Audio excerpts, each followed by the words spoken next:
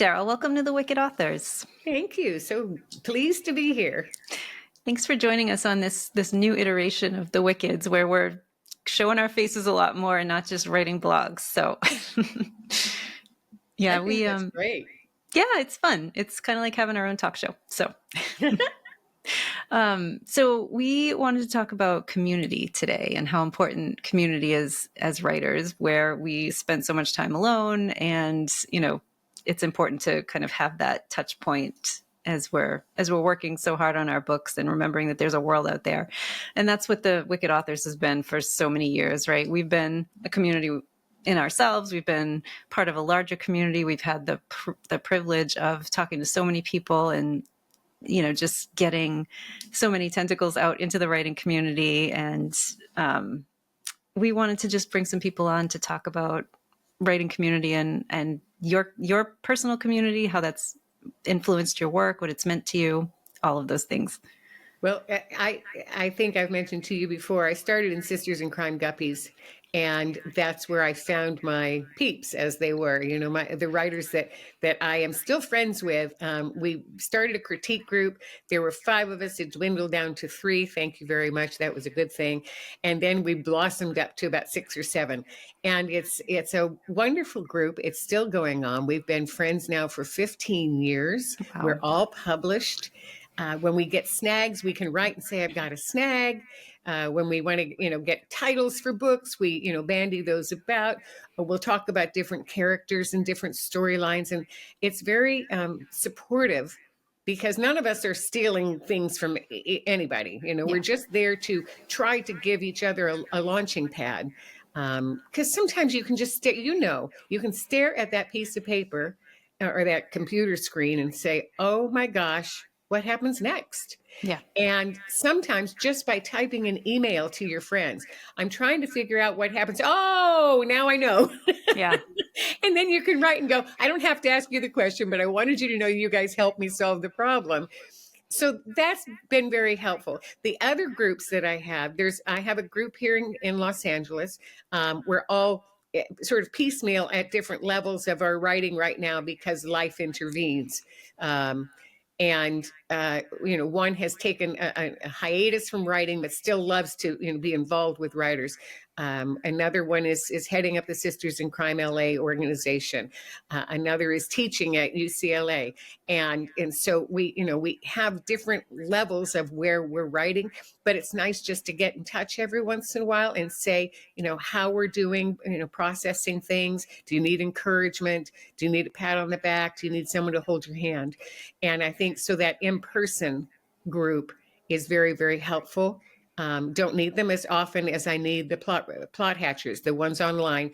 And I don't know where we came up with plot hatchers. I love that name. But That's cute. But we've seen each other at conferences and whatever, so we have a real idea of who everybody is, and we're aware of each other's families, dogs, pets, things, cats. We know all that stuff about each other, but it's helpful to know that you've got people out there in the ether sphere that are willing to help you get to the next step. Yeah. And if you're feeling emotional, if you're feeling like I can't do this, if you get to the middle of your book and you're going, oh, it stinks, they can pull you out of that doldrum by saying, yeah, but you finished a book before, so go take a walk, go out with Sparky, come back. I'm sure you'll, feel like you can write again. And we do that for one another. I love that. Yeah. It's funny you said that. So the last, the Wickeds, the 6 Wickeds recorded like one last conversation before Barb and Sherry left. And it was funny. I had said something at that point. I was still working on the book I just turned in. And I made a comment of like, yeah, if I can finish it. And Barb just looked at me. She said, Liz, you say that every time. It's been 19 books. And it's just nice to have because she was, they were all there when I was in my very first book jail at our Wicked Authors retreat. They made me sit in the other room because I had a deadline. I couldn't participate in the festivities. I had to finish my book, and they were there for all of that. Yeah. And they threw me snacks, so I didn't. But yeah, it's really important because I remember that first book, and I remember thinking great, I got a contract, but now I have to write a freaking book. I mean, I'd written, I wrote a book for my grad school thesis. I had written a couple of other books that didn't get published, but I'm like, now I have to write this book by this time. Two Shit. contracts. Yeah, two contracts. Yes. And that makes it a lot, you start to bite your fingernails at some Yeah, point. Yeah. for sure.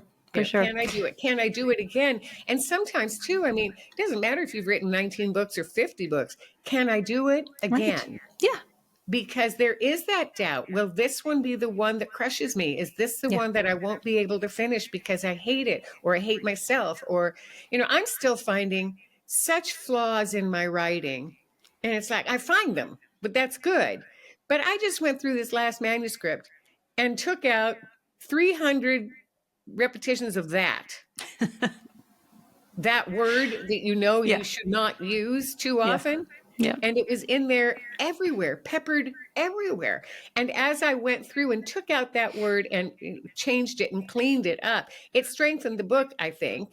But it Yeah. made me a stronger writer to say, okay, so you stink. It's all right. You can clean it up. And I would get that from my friends. My friends would say the same thing. Oh my gosh, my echo words. You do not want to know all my echo words. Yeah.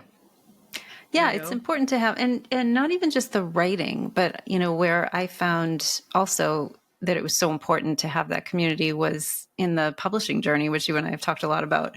But in the case of the Wicked Authors, we all kind of came up together, so we were able to navigate like, hey, this just happened. Has this happened to anybody else? Or is this really how this works? Or complain Right. about somebody over email that you obviously are not going to do publicly, but you need to have someone to vent to, right? Right. Yeah. Right. And I do think, you can talk negotiations. I think that is helpful. Not everybody wants to say what they earned on a book or something like that, or how many readers they had to a book, because it might make someone else not feel very good about themselves or vice Yeah. versa. And so we don't talk numbers, but we talk about, contracts and what you should expect from your agent and why your agent does matter. And, this is how they treated me at so-and-so. This is how they treated me at such and such. A couple of us all worked with Beyond the Page Publishing, which I love. He was such a wonderful, wonderful editor, and carried my cookbook mysteries out and did my Aspen Adams as suspense. And just a lovely, lovely editor, wonderful to work with. But I don't have any more series that go that way. And I wanted to get back into traditional publishing with Kensington. And so, but talking about that, two others were able to go and find contracts with them and have enjoyed the experience as well. So that kind of sharing of information is very helpful. It's a smaller world than we think it is. And yet it's vast in its size. Who do you want to be with? Which agent do you want? Yeah. I'm changing agents. Who are you with? Oh no, she's not taking anybody right now. But have you thought about so and so? Yeah. That's how I got when I changed agents a couple of years ago. I had a friend who had an agent that I really respected, and I reached out and I said, "Hey, what do you think of this agent?" And she's like, "Let me introduce you." And That's great. a week later, she signed me, so it was cool. Yeah, good. Yeah.